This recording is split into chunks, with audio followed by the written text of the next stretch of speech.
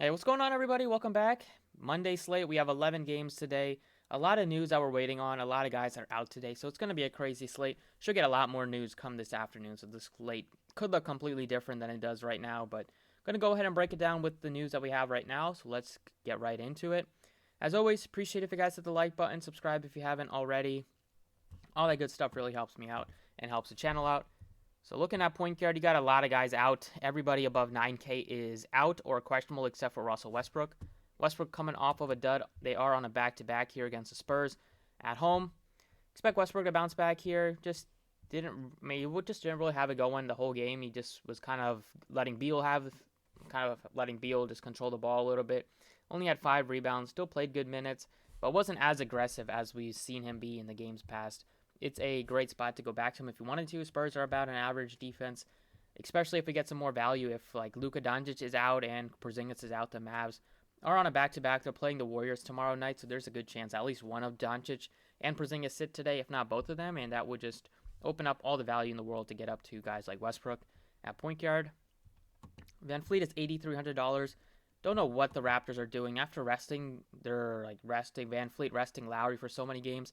They played him 40 minutes against the Knicks, even though they lost by 17. Never know what Nick Nurse is doing. I think it's still a decent price tag, but I really don't have a lot of confidence in targeting too many of these Raptors guys, especially on an 11-game slate. John Morant's been playing out of his mind recently. His last 4 games, he's been spectacular. It's a spot against Denver where never really know about like what type of games you can expect going into Denver, but John Morant has done very well against Denver this year, averaging 54, and he's been playing his best basketball this season right now. They coming off back-to-back wins against Portland. I like John Morant if you wanted to go up to him at $8,200, especially when there's not that many other point guards to pay up for. You have 3 guys above $7,600 that are not out or questionable, and that's John Morant, Van Fleet, Westbrook. I think John Morant looks probably better than Van Fleet right now, and then I think Westbrook obviously is in his own tier, but Morant does stick out just because everybody around him is pretty much out, and there's not that many other spend ups. Can go down a little bit to like Mike Conley, $7,400. There's still no Donovan Mitchell, so Conley's gonna have to control the ball. It gets more assist opportunities. He was only out there for 30 minutes last game, but still played fine. Just couldn't shoot the ball well, but he still was fine with 38.5 drafting points, almost 6x value. Price tag has gone up a little bit, but the matchup is great against the Timberwolves, so I do like Mike Conley today. Garland, assuming there is no Colin Sexton, who's dealing with a concussion, probably get big minutes from Garland again today against Toronto. It's a back-to-back, but especially after playing 40 minutes, his legs could be tired. But I still think, as a young guy, he's in play at a pretty reasonable price tag. And Paul also, this Knicks defense has been playing great all season, so easy playable, but back to back for the Suns, I don't think I need to go to Chris Paul. You can go down in the 6K range. Derek White is expensive. He's been playing great. I like him on FanDuel more at $5,800. Kind of tough to get to him at 69, assuming DeRozan is in and with DeJounte Murray in. Probably go down to a Cole Anthony. He looks appealing at $6,200. Low 6K price tag. I don't know what they're doing with Terrence Ross and James Ennis. Seems like they're probably able to return, but they don't seem eager to put them out there, especially 2 veterans. Just letting the young guys play more, I think it's not a terrible decision. But I just wish we kind of knew that going into the slate because we're always waiting on if Ross and or Ennis play. Same thing tonight. Both of those guys are questionable.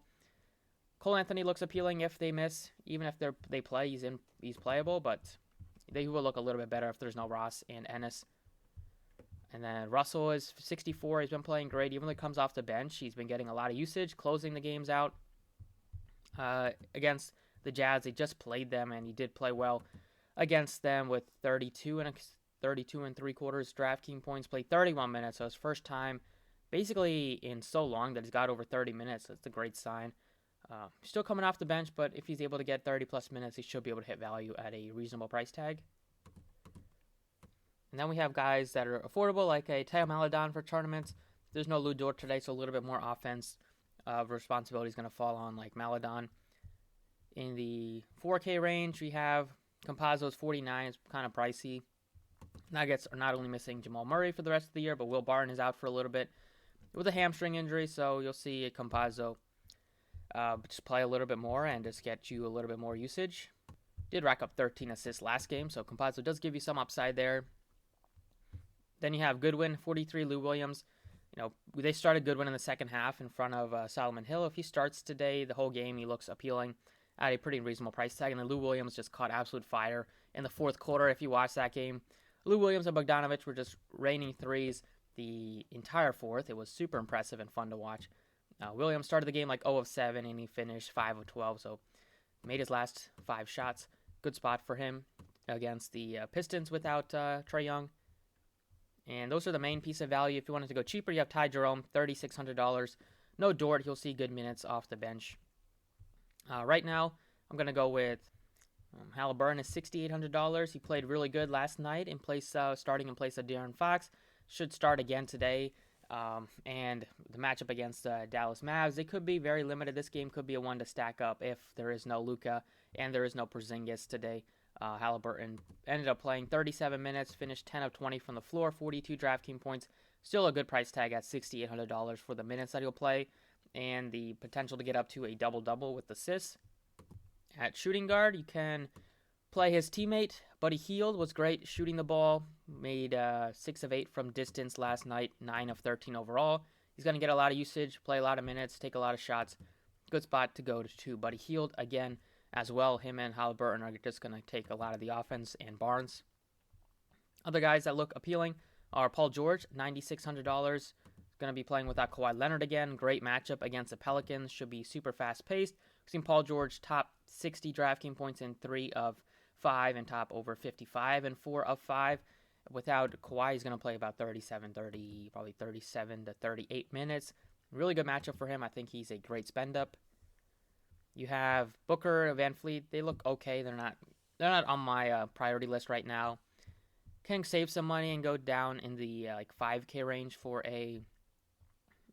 Nato's start again, but he's not the most best priced at $5,200. He's been playing all right. Played 28 minutes and played 34. He could get you 30 DraftKings points and hit 6 sacks, but I think it'll be tough for him to kind of drop 40 plus. So there's a lot of guys at the top end with Buddy Hield in the 7K range, and you have Paul George. You have Edwards, who does give you big-time tournament upside. And then you have value here with, I believe, Bogdanovich. He might just be small forward eligible. Power forward. Small forward, he's 64 against the Timberwolves. He would look fine. Just going to get a lot more shots without Donovan Mitchell. Don't mind getting to D'Angelo Russell here at $6,400. And then the 4 and 5K range, you basically have Bacon. If there is no Ennis, he looks fine. And then they did price up one of the value plays on the Nuggets. PJ Dozier's up to $5,200. So it'll be tough just to find that price tag. But Cedi Osman looks appealing. $3,800, assuming Sexton is still out due to a concussion. He started last night and played 30-plus minutes. He was a great value play. Yossi Mikhailuk most likely will start as shooting guard today in place of Lou Dort. He looks appealing at only $3,600. So there are some value plays in the 3K range that we can go to. Small forward, we have Luka Doncic. If he plays, he looks very appealing. The matchup should be tremendous against the Kings. Should go over like a 240 total, assuming the Kings still have some fresh legs. Then we have Butler at 95 against his former team again. He looks fine. Michael Porter coming off a big game. His price tag is up to $8,500. Tough to get to this much of a high price tag for Michael Porter Jr., but he's been playing great. He's been shooting a lot. No Barton is just going to open up more shots. But at this sort of price tag, we need at least 50 DraftKings points. So if you're feeling him, you definitely can go to him, but I think I'll probably pass. If Tobias suits up today without Ben Simmons, he looks good against the Thunder. That game should be super high scoring, especially for the Philly side. And then you have some decent value with Bogdanovich, $6,400 in the 5K range. You have Dylan Brooks, who's been playing great for the Grizzlies. Him and John Moran have really stepped it up recently. He's been playing great defense, getting you good shot attempts, and been getting you rebounds. So, a good price tag for Dylan Brooks. He looks appealing if you wanted to go to him against the Nuggets. Yeah, Pokovetsky, $5,200. We'll get some more shots without Lou Dort out there today. And then for value, it's basically Bacon in the 4K range. Then you have some good value in the 3K range with Cedi Osman, $3,800. And that's kind of the main piece to target. And then if the Mavs are without Luka and Porzingis today, you want to get to guys like $4,300 Tim Hardaway Jr. You also have $4,800 Josh Richardson, who's also questionable. Yeah, so if all those guys are out, I mean, Tim Hardaway looks really, really good at $4,300. Right now, I'm going to side with Chetty Osman. Just they don't expect Sexton to play, especially on a back-to-back dealing with a concussion. The Cavs really don't have anything to play for, so they probably should be cautious with him. And you get Osman starting again. Probably would hit you at least 6x value pretty easily, and he does give you upside to get you into the 30s in DraftKings points. Power forward, Zion is 10-1. Randall's 99. Randall's been playing out of his mind. Knicks 9-game winning streak. Would side with Randall if you wanted to pay up between him and Zion today. Then we have Siakam is priced all the way up to $8,900. Don't want to pay that much for him. I'd probably go down to Tobias at $7,600 or John Collins $7,500. Baisley looks fine today at $6,600. And then you have like Gordon's been kind of struggling since he's been in Denver. Without Murray and without Barton, you'd think he'd get a little bit more offensive role, but hasn't really happened. It's been Michael Porter and Jokic kind of just taking over. And then the value range, you have Cam Johnson. If there is no Sarge rested last game, he should be back today, but there's a chance there's no Crowder again, and he would start again. And if that does happen, Patrick Williams is affordable at $4,200, but probably like Harkless a little bit more, $3,600 for him. And then if they are without Porzingis, you could see like Melli start. If they're without Porzingis, Doncic, and maybe Richardson. And then another value piece that we do have is McDaniels on the Timberwolves side. He's been starting for them pretty much like at least a dozen games in a row or something like that. Even with Russell back, he's been starting at power forward. He's been playing good minutes, 30, 32, 33 in his last 3 games. Typically, if you get that sort of minutes out of like a power forward guy, he's going to hit value. It's not been really happening for him, but I wouldn't mind taking a shot at a pretty reasonable price tag for him at $3,500, especially if nobody goes to him today. I mean, by the time the slate locks, we'll probably get better value, but right now I think he looks fine. And then at center, you have Jokic, $11,000. He looks like a great spend up today. My favorite in terms of paying up at center, him, and then you have Embiid. If he does suitable, would be my second favorite guy. I don't want to pay 10-3 for Vooch. And then 10-7 for Cat looks okay, but Gobert is definitely not an easy matchup. Then Allen coming off of a big game looks really good on FanDuel again. He's $5,700 on FanDuel. $7K on DraftKings is all right, but definitely not the best price tag. DeAndre Ayton's been playing great. He's $6,600. He looks fine as a mid-range center option.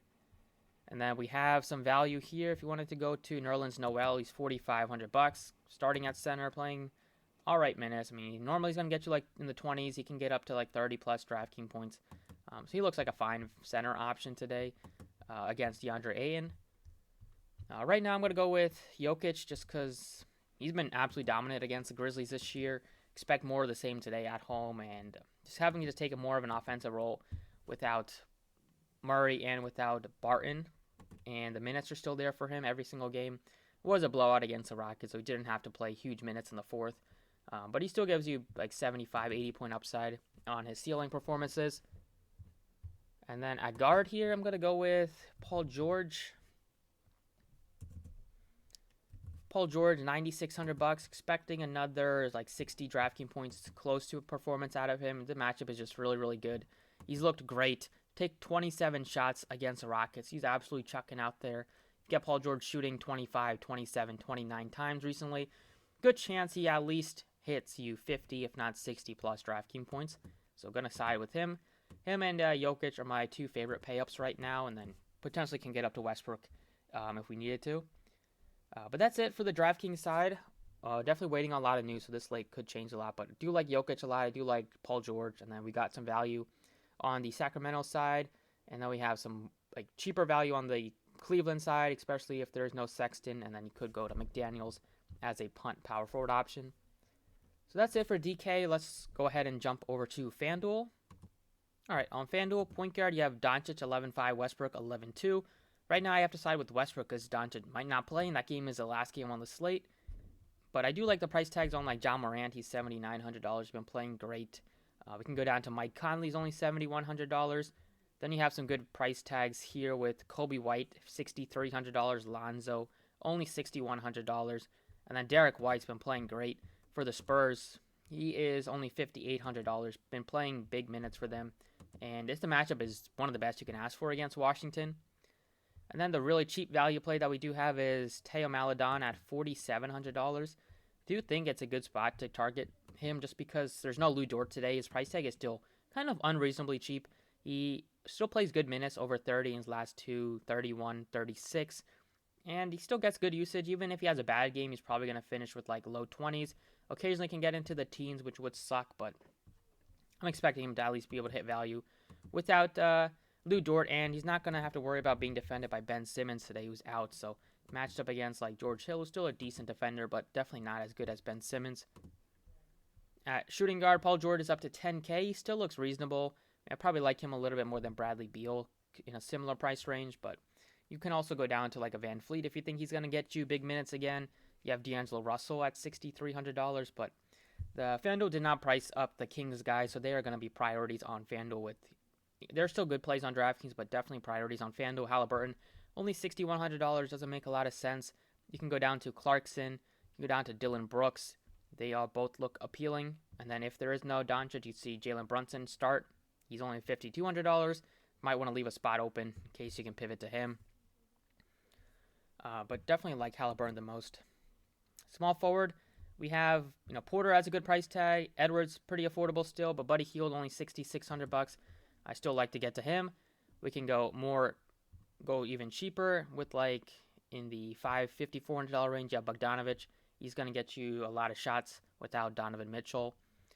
And then you have a lot of value in the 4 and 3K range. You have Cam Johnson if there is no Crowder. We have Keldon Johnson just nicely priced. We have Patrick Williams, $3,800. You have Cedi Osman is $3,500. So just a lot of value plays, but I do like getting to at least Buddy Hield. Just a guy that is going to play big minutes, pretty steady out there, and especially without De'Aaron Fox, he could explode for like 45, 50 plus FanDuel points.